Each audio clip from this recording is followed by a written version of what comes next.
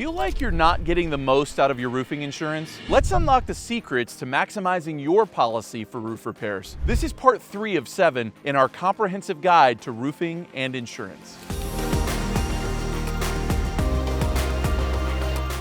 Where we live in California, the 2 most common roof repair policies that we would deal with are wind and rain. Those policies are absolutely covered by most homeowners insurance plans across the state.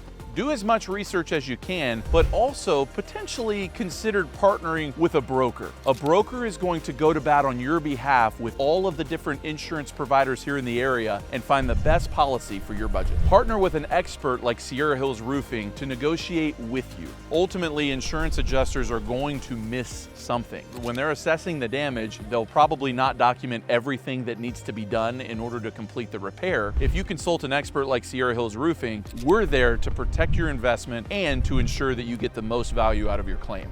Don't navigate your roof repair alone. Follow us for more tips and contact Sierra Hills Roofing to ensure you're fully covered.